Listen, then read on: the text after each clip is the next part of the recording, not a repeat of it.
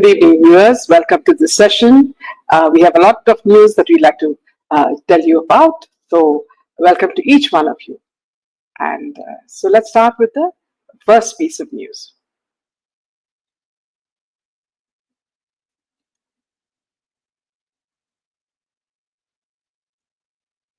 Now, this woman seems to be, trying her best to create problems for the prime minister and bringing out, whatever revelations she has without any substantial proof. And she seems to, be just going on as if, her voice is very important for people. So it's very similar to a lot of the other people who are attacking the prime minister. So, welcome, KK, and welcome, Alina. Always nice to see you. Yeah. So, as I said, there are a lot of detractors who, who were perhaps, who thought that they would get some plum positions, in the Rajya Sabha or other places, and now have turned against, the Prime Minister and his office. So now the latest is that the article from Satya Hindi, reports on a series of sharp attacks by activist and writer Madhu Kishwar against Prime Minister Modi.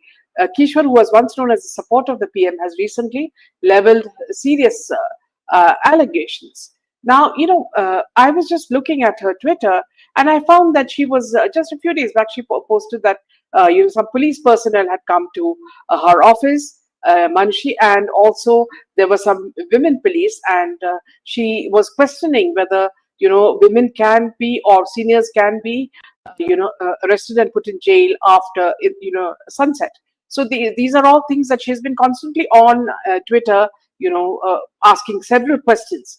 And one must understand that as she throws so much of cheap comments and instigations against the prime minister, in her heart she's also scared whether she's doing the right thing, because now when she speaks that the police have come to arrest her, there seems to be fear in her voice. So now look at the key points in the report are that there is a confidential file. Kishwar's recent attack centers on a claim regarding a confidential file involving a high-ranking official. She suggests that this official held secrets or sensitive information about the Prime Minister, implying this influenced certain decisions of appointments within the Prime Minister's office. And she specifically questioned the appointment of Ajit Kumar Seth and other decisions made by the Prime Minister's office, alleging a lack of transparency. And this follows a previous controversy where Kishwar made unsubstantiated claims regarding the Prime Minister's personal life and his treatment of women. Those comments led to a significant backlash from the BJP IT cell and party leaders. The article notes that while Kishwar has made these sensational claims via social media, she has not provided any concrete evidence to support them. So she's just shooting and scooting. And Satya Hindi clarified that their report is based on Kishwar's tweets and they do not verify or endorse the authenticity of her allegations. So if you summarize it, the article highlights a growing rift between the Prime Minister and one of his former profile defenders who is now using social media to imply government secrets and personal misconduct without providing proof. So now what I understand is that she's also attacking the IT cell people and trying to say that why is the Prime Minister keeping them, because despite certain things that they are tweeting. So she's constantly bombarding Twitter and other social media with her you can feel her her anger. I don't know what pain she has within her. So if you if you look at her, she's currently in the middle of a massive legal and political firestorm, and her recent actions go even beyond the being cantankerous. They are being legally treated as criminal misinformation. See, the Chandigarh police registered an FIR against Kishwar, and they've officially booked her for circulating forged and misleading content on social media. And the police action stems from a specific video she shared while she used it to make explosive claims about a constitutional authority, widely understood to be Prime Minister Modi. Investigations revealed the person in the video was actually a travel vlogger, and the context was completely misinterpreted. She is facing charges under sections related to forgery, promoting enmity between groups, and acts intended to disturb public peace. Her reputation has been polarized by a complete 180-degree shift. For years, she was the ultimate Modi devotee, even comparing him to Mahatma Gandhi and writing the book Modi, Muslims and Media to defend him against allegations regarding the 2002 riots. In 2025 and 26, she began labeling the Prime Minister as a predator and alleging sexual corruption regarding ministerial appointments. Again, without any proof. Now, see, she's also making nuclear level allegations like sexual misconduct and blackmail, but has yet to produce a single shred of verifiable evidence. And here it seems to be, a case of sour grapes. Many political observers argue her anger isn't principled, but personal, claiming she feels sidelined because she wasn't given a significant government position or reward after 2014, despite her fierce defense of Modi. Now, fact checkers have repeatedly flagged her for sharing fake news over the years. Her recent use of bloggers' video to attack a sitting prime minister is being seen by many as a final nail in her credibility. Whether she's a whistleblower or a vendetta-driven actor is now the big debate. But the legal reality is that she's currently being investigated for forging evidence to settle political scores. And also someone of the profile of Rajiv Malhotra, who's a well-known writer and a person who writes extensively on Sanatana Dharma. He also said that I've known her for so many years, but I don't understand how what's happening now. And anyway, freedom of speech should prevail. But here I would disagree with Rajiv Malhotra. When you know specifically your prime minister is working to make Bharat, the foremost country in the world, where everything he does is done in a selfless manner. He has a mission to pursue. And, it's just like, dogs barking on the side, and not allowing to, not even showing one, a piece of proof, isn't it? So how on earth can you give any credibility to this woman who appears more cantankerous than, a person who's actually exposing the truth as a whistleblower? So let me just take a few comments. Lena says, these are vultures and opportunistic people.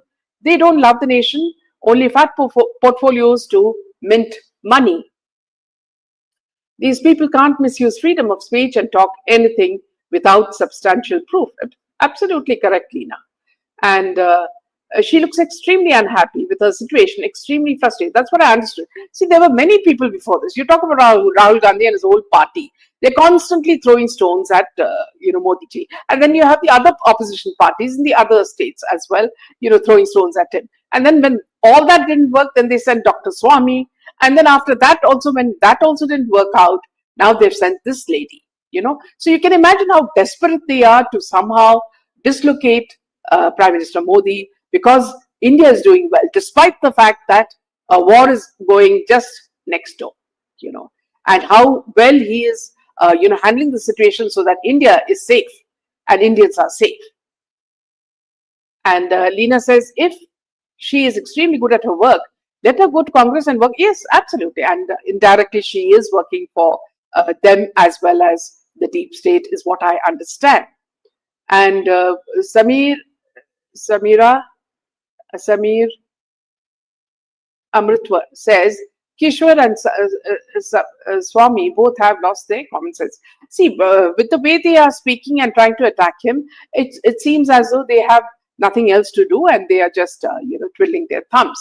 So this is something that no, Indian who loves the country and the way India is going forward and who respects Modi will ever accept. So you can understand that social media is full of attack against this woman for doing, it's actually gossip mongering, not even journalism.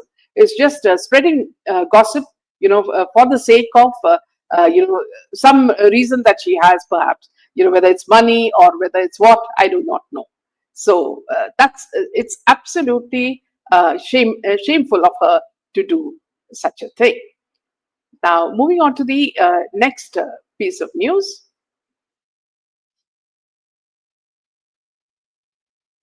We're talking about Dhurandhar. Now, after the massive success of Dhurandhar and sequel Aditya Dhar, is reportedly planning a first of its kind theatrical release of a behind the scenes film based on the franchise.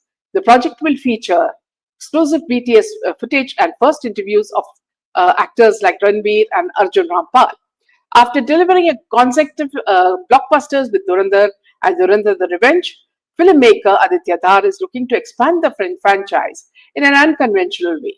Both films have shattered box office records and collectively crossed rupees 3,000 crores, creating an unprecedented fan following.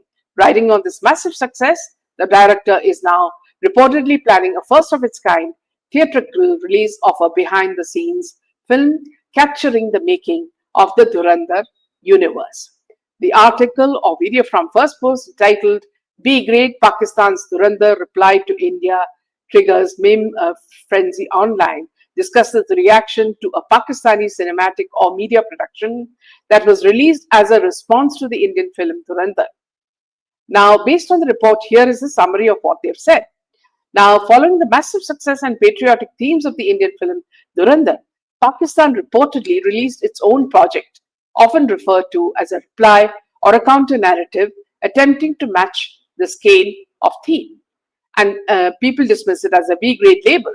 The First Post report highlights that social media users, especially in India, widely mock the production quality of the Pakistani project. Critics and netizens labeled it B grade due to what they perceived as poor VFX, lackluster acting, and derivative script. Now, the contrast between the high budget Indian original and the Pakistani version led to a viral meme frenzy. Netizens compared scenes from both using the Pakistani footage to create satirical content. Now, the report touches upon the ongoing cinematic warfare between the two countries, where the films are used to project national narratives. In this case, the attempt by Pakistani to provide a befitting reply to Dhurandhar backfired in terms of public perception and social media reception. Now, a useless person like Dhruvrati, the search results mentions a secondary debate involving this useless character Dhruvrati, who questioned the factual accuracy of Dhurandhar 2, leading to a split in online opinion regarding cinematic liberty versus historical realism. He is someone that nobody takes very seriously. Essentially, the First Post piece focuses on how the Pakistani attempt to counter Indian cinematic soft power resulted in online ridicule rather than a serious narrative challenge. So let me just take a few comments. Lena says, Pakistan should make a film on terrorism, how they hire, train, and export terrorism. People will go to watch it. Yes, and they can just add as fillers how drugs are sort of sent through drones, and also the other aspects like trafficking and conversion. A lot of the things like love jihad and so many other things that they indulge in. So one thing after watching Dhurandhar, what I realized is that even as I was watching the movie, was that see, when you sit in the theater, there is kind of silence that is really surprising, because it's a 4-hour movie, and none of the people really moved or went for took breaks in between. In fact, even as the movie ended, the last few bits, as the the names were coming through, none of the people went, because they felt, it would have been sort of a disrespect to the director and the team. So these are all things that you notice, and you realize that within each Indian's heart, there is so much of patriotism. And this movie has brought it out to the fore. Now, I'll just take another comment from Narasimha, is that these people will go to any extent to demean our nation and Modi ji. They're basically sick people who are making a last-ditch attempt to pull down and harm the image that Namo has earned over 2 decades. Absolutely correct, and very well said, Narasimha. Now, moving on to the next piece of news. Now, I don't know whether you remember this actor, Rahul Roy, who was known for his breakout role in Ashiki. Now, he recently made a rare public appearance in Mumbai, catching the attention of fans for his dramatically different look. The actor was seen walking through Versova with a backpack and heavy luggage, dressed in a cream t shirt and denim jeans, sporting long hair. He looked almost unrecognizable compared to his earlier screen image, yet managed to retain the quiet charm that made him a household name in the early 1990s. So this has come as a shock for many people because they could not recognize this man, and earlier he was seen as a poster boy, as the ultimate poster boy for romance. Now seeing him walk like on the streets like a common passerby has triggered a wave of mixed reactions. While some people were quick to mock his B grade look, many others have stepped to defend him, reminding the public that he is a person who's survived a stroke in 2020 and has been on a long road to recovery. Now, his unrecognizable appearance is less about a fall from grace and more a reflection of his own personal journey and health battles. It's a stark reminder of how quickly the internet can pivot from nostalgia to judgment. So this is something, it's very, see, we spoke about Madhu Keshwar. See, you look at these two, stories side by side. One involves a person actively seeking the spotlight through confrontation. We're talking about Keshwar and controversy, while the other involves a person being pulled into the spotlight simply for living his life in a way that doesn't match a 30-year-old movie image. We're talking about Roy. Now, see, one is a storm of words and law, the other is a storm of public perception and aging. So, so it's very, sad that, Bollywood expects people to, even after 30 or 40 years, to remain, as handsome and as, suave as they expected him to look when, so many years back. Lena says, government has to do a crackdown on deep state. They are into this anti-India politics. Absolutely. Even the lady who acted with him looks, yes, absolutely. She also looks very, very different. Now, moving on to the article from Hindustan Times, reports that the Supreme Court of India has strongly criticized West Bengal Chief Minister Mamata Banerjee for her actions during an ED raid at the residence of IPAC co-founder Pratik Jain in January. Now, the key highlights of the court's observations and the case details are a bench of Justice P.K. Mishra and N.V. Anjaria stated that the Chief Minister's interference in an ongoing investigation was an action that put democracy in jeopardy. The court described the incident as extraordinary and unusual, noting that founding fathers of the Constitution, such as B.R. Ambedkar, likely never conceived of a situation where a sitting chief minister would storm a premise during a federal agency's raid. The bench emphasized that it cannot shut eyes to a reality of the situation in what's happening in West Bengal and cautioned the state government not to compel the court to make even more harsher, observations. The ED was conducting, in fact, if you go back to what happened, the ED was conducting searches at the house of Pratik Jain, co-founder of IPAC, the political consultancy that manages TMC's campaigns, in connection with the 2020 money laundering and coal smuggling investigation. Now, Mamata Banerjee allegedly stormed into the residence while the raid was underway. The ED claims she was present for 20 to 25 minutes and removed key evidence, including documents and electronic devices. Now, the Chief Minister denied the allegations of evidence tampering, stating that she only took documents related to the TMC and accused the central agency of political vendetta. So all the time, this lady seems to be, only in an attack mode. She does nothing for the state, and she thinks the state should continue to vote for her.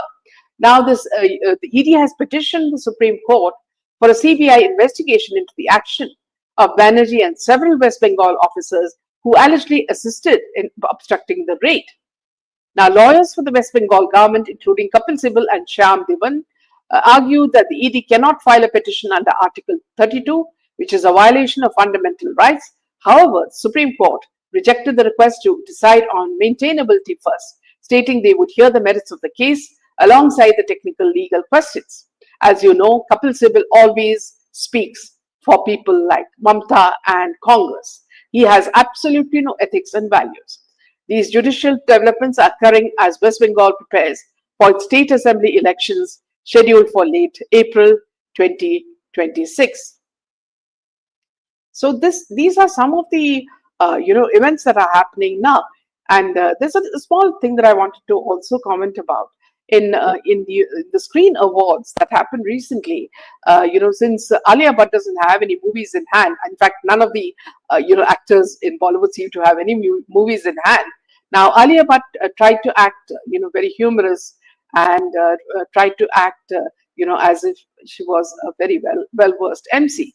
But not even one person in the audience laughed at her jokes because she doesn't know, how to speak. She doesn't know what she's speaking about, and she's constantly speaking about her movies and her directors, which people are not interested in. So the death of Bollywood it can be just proved by the fact that Alia Bhatt, who came as a MC for the Screen Awards, was a complete zero with absolutely no response to any of her jokes. So let me just take a few more comments. Lena says, even the lady who acted with him, yes, absolutely. And astrologers have predicted she will win. You're talking about Mamta. And the ethics is only money, greed. No, it's not only that, Lena. See, you look at the case where the young lady doctor was killed in such a brutal manner, gang raped and killed, and they said one puny man had come and done it. So in every way this government TMC is a threat to the lives of young women. Where at every stage they are threatened and they can't speak freely. So what sort of life is it under the TMC in West Bengal? Lina says Farah Khan has found a new line to survive. Different astrologers have made different predictions, says Kashyap. Absolutely. So with this, we end the session. We'll meet you again tomorrow with a lot more news. Good night, Jai Hind, and Jai Shri Ram.